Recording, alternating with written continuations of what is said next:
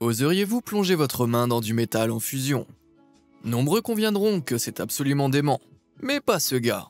Non, vos yeux ne vous jouent pas des tours. En fait, il existe toute une série de choses étranges et merveilleuses que vous auriez du mal à croire réelles. Comme ce cœur fantôme, ces œufs à l'apparence extraterrestre, ou les génialissimes dreads quarantenaires de ce type. Attachez vos ceintures et préparez-vous à être surpris en découvrant d'autres choses que vous êtes probablement sur le point de voir pour la première fois de votre vie. Tout d'abord, le lézard vermiforme. Un animal si bizarre que personne n'a pu déterminer s'il appartenait à la famille des vers ou celle des lézards. Si bien qu'il a fini par porter les deux noms. Avec un corps semblable à celui du ver de terre croisé avec une taupe, il ressemble à un mastic extensible couleur Pepto-Bismol, avec de minuscules yeux dessinés. Ces créatures mystérieuses sont scientifiquement connues sous le nom d'Amphisbaenians, d'après le serpent grec Amphisbaena, qui avait une deuxième tête sur sa queue. Le lézard vermiforme n'a peut-être pas de tête, mais cela ne le rend pas moins étrange. Ces soi-disant lézards sont généralement totalement dépourvus de pattes, mais certaines espèces, le bipède mexicain, ont des bras bizarres et rabougris à l'avant. Croyez-le ou non, les lézards vermiformes sont carnivores et malgré leur apparence loufoque, ils sont plutôt efficaces lorsqu'il s'agit de faire le plein de proies. Le lézard vermiforme vit sous les terres où il échappe habituellement aux prédateurs comme les oiseaux et serpents, tout en profitant de ressources inexploitées comme les termites, les fourmis et autres invertébrés que les lézards de surface ne peuvent atteindre. En 2017, des scientifiques du Worcester Polytechnic Institute ont trouvé une surprenante solution potentielle à un problème de longue date dans le domaine de la réparation des organes endommagés. Dans leur étude, publiée dans la revue Biomaterials, ils ont révélé comment ils ont réussi à reproduire un muscle cardiaque humain en état de marche en utilisant des épinards. Bien que les scientifiques aient déjà créé des tissus humains à grande échelle dans un laboratoire en utilisant des méthodes comme l'impression 3D, le principal facteur limitant était l'absence d'un réseau de petits vaisseaux sanguins délicats. Et c'est là que ces feuilles vertes entrent en jeu. Si vous tournez une feuille d'épinard à l'envers, vous verrez le réseau ramifié de fines veines qui apportent l'eau et les nutriments aux cellules situées en dessous. En modifiant une feuille d'épinard en laboratoire pour en retirer les cellules et laisser derrière eux une armature en cellulose, les scientifiques ont utilisé les veines végétales pour reproduire la façon dont le sang circule dans les tissus humains. L'équipe a ensuite baigné le cadre végétal dans des cellules humaines vivantes qui se sont développées sur l'échafaudage d'épinards et ont entouré les minuscules veines, le transformant ainsi en un mini-cœur.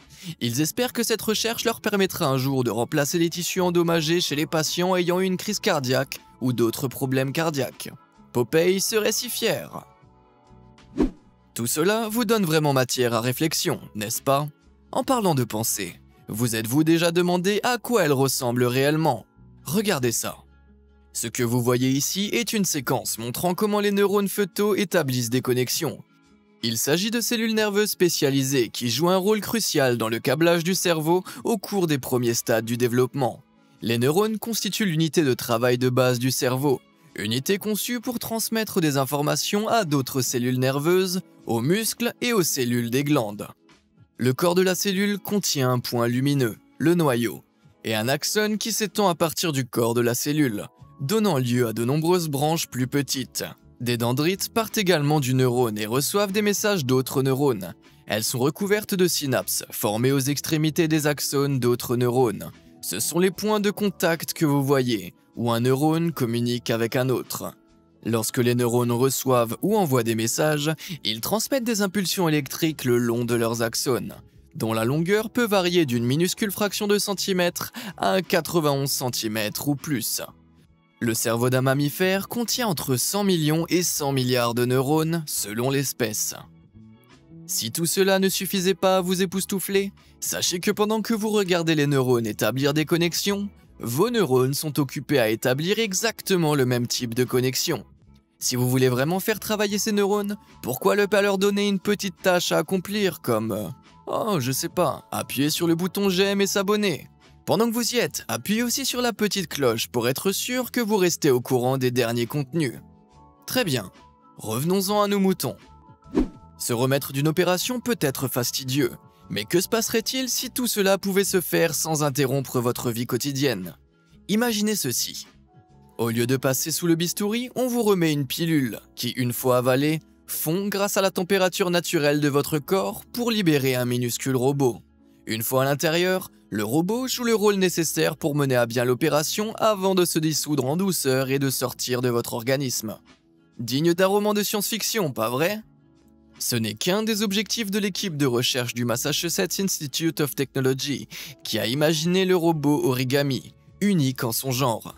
Après s'être associé à l'Institut de technologie de Tokyo, ils ont réalisé que pour qu'un robot soit suffisamment petit pour être avalé, il devait être plat. La solution a été de le concevoir en utilisant l'art traditionnel de l'origami. Finalement, les chercheurs sont parvenus à un robot rectangulaire à plis multiples qui peut se transformer sous l'effet de la chaleur et être contrôlé par des aimants pour marcher, rouler, naviguer et glisser. Qui sait, ce micro-robot pourrait peut-être être la réponse à toute une série de problèmes futurs. Et croyez-le ou non, les homards font partie des créatures les plus étranges sur Terre. Ils goûtent avec leurs pattes, marchent avec leur estomac et se pissent au visage pour communiquer. Mais saviez-vous qu'ils ont aussi le pouvoir de se régénérer? On dirait moi essayant d'enlever mon jean après le repas de Noël. Contrairement aux autres animaux qui ont un corps mou et une peau comme nous, les homards ont un exosquelette dur sous forme de carapace dont ils se débarrassent plusieurs fois au cours de leur vie. Avant la mue, une nouvelle carapace se forme en dessous et les nutriments de l'ancienne carapace sont réinjectés dans le corps avant qu'il ne se divise. Ce processus commence dès l'éclosion, et lorsqu'il atteint l'âge adulte, le homard moyen a déjà perdu sa carapace environ 25 fois. Mais encore, chaque fois qu'un homard mue, il a la possibilité de régénérer son corps, ce qui signifie que s'il a perdu des pattes ou des pinces dans le passé, il peut maintenant les faire repousser à la manière de Dr. Wu. S'il y a une chose que les humains pourraient apprendre des abeilles ouvrières, c'est leur incroyable dévouement au travail d'équipe. Toute la colonie travaille ensemble pour récolter le plus de pollen et de nectar possible en un temps record. Et elles ont un truc spécial dans leurs manches pour accélérer le processus, la danse d'orientation alimentaire. Cette abeille ne danse pas seulement pour le plaisir, elle communique en fait l'emplacement exact d'un nectar très sucré. Lorsqu'une abeille butineuse découvre une source de nourriture potentielle, c'est à elle de retourner à la colonie et d'en informer les autres. Les abeilles possèdent une horloge interne finement réglée qui leur permet d'estimer en permanence la position du soleil dans le ciel. Et elles l'utilisent comme point de référence pour transmettre des informations à la ruche. La danse de l'orientation alimentaire a une forme en 8, qui transmet deux choses essentielles. Tout d'abord, la longueur de la ligne centrale appelée Waggle Run, qui indique approximativement la distance à parcourir jusqu'au champ de fleurs. Les abeilles savent également, grâce à la gravité, dans quelle direction se trouve le haut et le bas à l'intérieur de la ruche, et elles dansent le Waggle Run à un angle spécifique par rapport à leur position verticale. La colonie observe ensuite la position du soleil et s'en éloigne en volant selon le même angle. Saviez-vous que les abeilles communiquent en dansant comme des folles? Elles pourraient certainement m'apprendre une chose ou deux quand il s'agit d'aller sur la piste de danse. Connaissez-vous des anecdotes étonnantes d'Internet qui, selon vous, doivent être partagées avec le monde entier? Faites-le moi savoir dans les commentaires ci-dessous, ou envoyez simplement les images que vous trouvez en ligne à clip@beamaze.com. Vous auriez peut-être droit à une mention spéciale dans le prochain épisode. En parlant de travail d'équipe, vous seriez probablement surpris de voir des humains et des cormorans travailler en tandem en Chine. Ce duo improbable a été filmé en train de pêcher ensemble sur la rivière Li, dans la région autonome de Guangxi-Zhuang. La pêche au cormoran est une tradition dans ces eaux depuis des milliers d'années.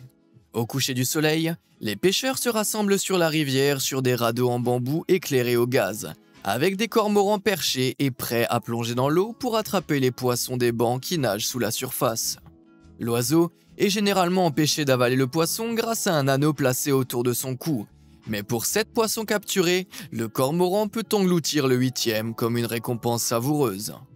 En fait, ce phénomène a contribué aux études sur l'intelligence des oiseaux, car ce comportement a montré que les cormorans de la rivière Li sont capables de compter jusqu'à 8 au moins. Imaginez les choses que nous pourrions accomplir si nous apprenions à travailler en harmonie avec certains des animaux les plus étonnants que le monde a à offrir. Il y a des bâtiments plutôt cool dans le monde, mais aucun n'est aussi impressionnant que le Leibian International Building à Guiyang, dans le sud-ouest de la Chine, qui possède une chose que la plupart des autres bâtiments n'ont pas, une géante cascade artificielle. Ce gratte-ciel unique en son genre fait partie du Lieban International Plaza et mesure 121 mètres de haut, avec une chute d'eau de 108 mètres intégrée à sa façade. La cascade fonctionne grâce à 4 pompes alimentées par des réservoirs souterrains contenant de l'eau de pluie et de ruissellement. Cet élément unique est l'une des plus grandes chutes d'eau artificielles du monde et la plus haute jamais intégrée à un bâtiment. Apparemment, l'architecte a voulu créer la tour pour apporter une sensation d'eau et de nature à la ville, même lorsqu'on est entouré de gratte-ciel construits par l'homme. Comme la chute d'eau coûte environ 120 $ par heure, elle n'est utilisée que lors d'occasions spéciales. Ce qui est probablement une bonne chose, sinon des employés de bureau à l'intérieur pisseraient 24 heures sur 24, 7 jours sur 7. Un climat bizarre peut être effrayant, mais les habitants de Montemorelos au Mexique ont été témoins de quelque chose d'encore plus étrange en mai 2020, lorsque la ville a été frappée par une tempête soudaine de ce que les habitants ont décrit comme des grêlons à coronavirus. Ces grêlons de la taille d'une balle de tennis n'étaient pas de vrais grêlons, mais des morceaux de glace au design sinistre, avec des grandes pointes en forme de couronne qui ressemblaient beaucoup à la structure du nouveau coronavirus. Les habitants ont qualifié cet événement de signe du Tout-Puissant de rester chez soi. Mais il doit bien y avoir une explication, non ? Selon le météorologue José Miguel Vinas, cette forme particulière est en fait un phénomène assez fréquent dans les tempêtes de cette ampleur.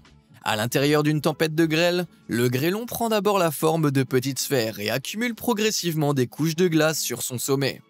Pendant les tempêtes particulièrement fortes, lorsque les grêlons sont déjà assez gros et s'entrechoquent, beaucoup d'entre eux fusionnent, s'écrasant les uns contre les autres en formant des pics de glace. Ouf, voilà une chose de plus dont 2020 pourrait vraiment se passer. Parlant de temps étrange, avez-vous déjà eu la chance de vous trouver aux abords d'une tempête de pluie ? Ce n'est probablement pas quelque chose que vous avez souvent envisagé, mais la pluie ne tombe pas du ciel dans son entièreté. Tout dépend du poids de l'humidité stockée dans les nuages au-dessus. Nous savons tous qu'il peut pleuvoir dans une ville pendant que le ciel est bleu dans le quartier voisin. Il est donc tout à fait possible que vous vous trouviez précisément à l'endroit où la pluie s'arrête, par exemple au milieu de la rue. La pluie qui tombe d'un seul côté d'une montagne est parfois appelée pluie en relief, mais il n'y a pas de véritable nom pour ce phénomène étrange sur un terrain plat. Il s'agit simplement d'une des bizarreries étonnantes de la nature. Vous êtes-vous déjà demandé à quoi ressembleraient des dreadlocks si vous les faisiez pousser pendant 40 ans sans jamais les couper? Eh bien, ne vous posez plus la question, mes amis. Un truc assez incroyable, pas vrai? Ce rastaman anonyme a été surnommé « Réponse jamaïcaine » pour ses locks impressionnantes. Sa coiffure étonnante a été partagée avec le monde entier par un homme nommé André Chin, alias Chino Lynx, qui s'est rendu en Jamaïque pour rendre visite à sa famille, où il a rencontré l'homme, qui est l'ami de son oncle. Pour les rastafariens, se faire pousser des dreadlocks est considéré comme un acte spirituel, car il est dit dans la Bible que tu ne feras pas de place chauve sur ta tête. Ce mec génial fait pousser ses dreadlocks depuis l'âge de 15 ans, et il lui faut presque 2 minutes dans ce clip pour démêler entièrement ses locks. Ce qui est encore plus cool, c'est que vous pouvez littéralement voir le vieillissement de ses cheveux, qui passent du brun en bas au blanc en haut. C'est comme si une vie entière avait été vécue dans ses dreads. Nous savons que Jésus pouvait soi-disant transformer l'eau en vin. Mais en mars 2020, les habitants d'un petit village près de Médina, dans la région nord de l'Émilie-Romagne en Italie, ont dû penser qu'ils étaient involontairement entrés dans la Bible lorsque ceci s'est produit. Au début, les résidents ont probablement pensé qu'il s'agissait d'une sorte de dysfonctionnement des eaux usées. Mais comme leurs robinets ont continué à couler rose, ils pouvaient difficilement confondre l'arôme doux du vin Lambrusco Grasparossa produit localement.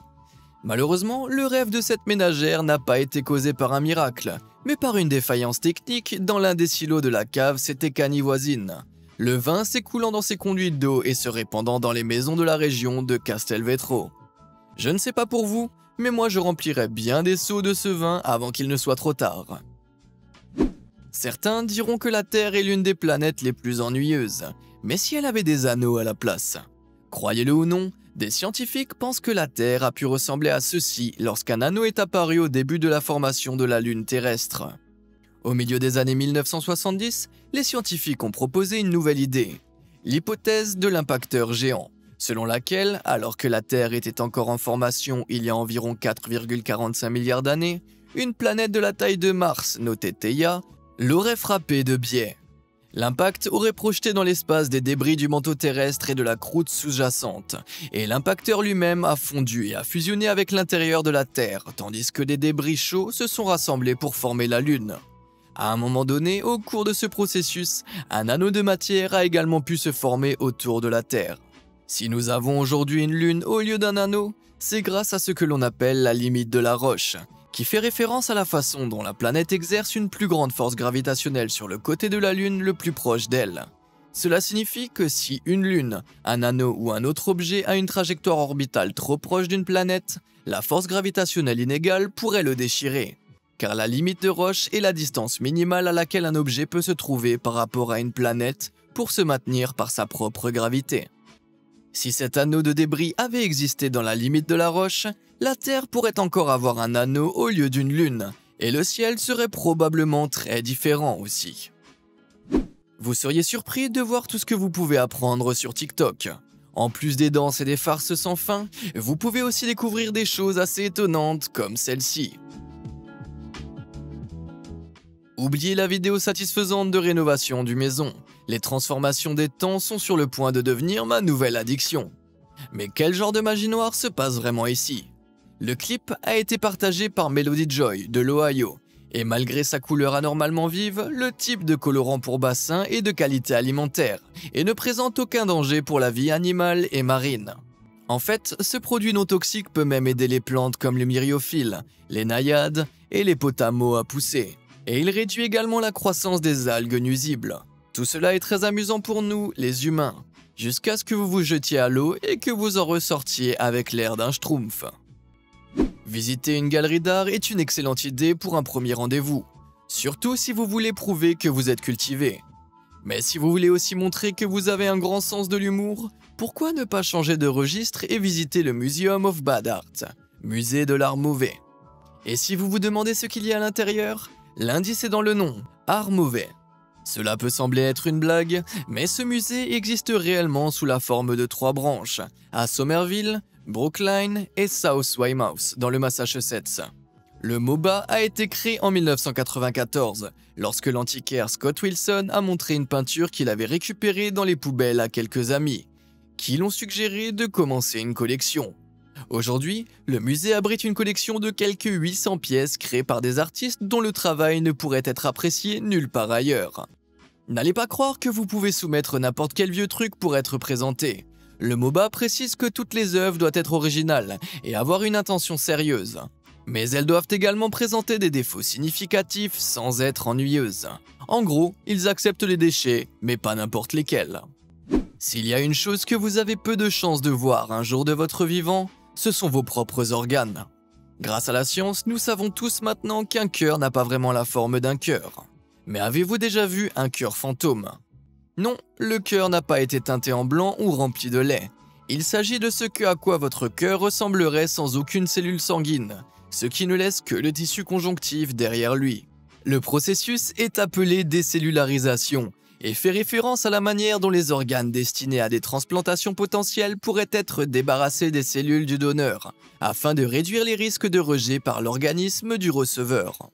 Les chercheurs du Texas Art Institute ont créé ce cœur en retirant toutes les cellules vivantes d'un cœur de porc à l'aide d'une solution détergente spéciale, qui fait éclater les cellules et ne laisse derrière elles que la structure protéique qui pourrait servir d'échafaudage efficace pour les opérations de transplantation. Le cœur fantôme est ensuite rempli de centaines de millions de cellules souches humaines, qui pourraient être fabriquées sur mesure à partir des cellules du patient. Jusqu'à présent, les scientifiques ont déjà implanté des cœurs issus de l'ingénierie tissulaire chez des rats et des porcs, et ils espèrent que cela pourrait constituer une véritable avancée dans le domaine de la chirurgie cardiaque humaine. Imaginez qu'un jour, vous vous promenez innocemment le long d'une plage quand vous tombez sur l'un de ces objets. Vous pensez probablement que l'invasion mondiale par des extraterrestres est enfin arrivée, mais vous êtes loin du compte. Les petites créatures qui se tortillent à l'intérieur de cette étrange nacelle d'ambre n'est en fait qu'un bébé requin non éclos.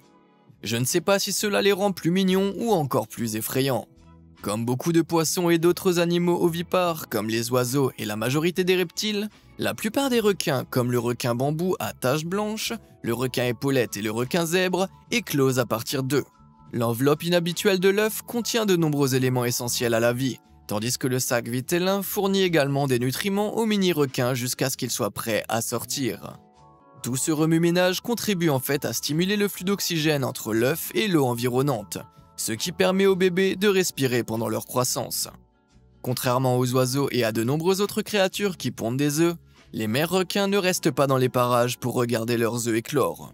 Au lieu de cela, les œufs ont des vrilles qui s'attachent à des structures au fond de l'eau, comme le corail, les roches ou l'éponge.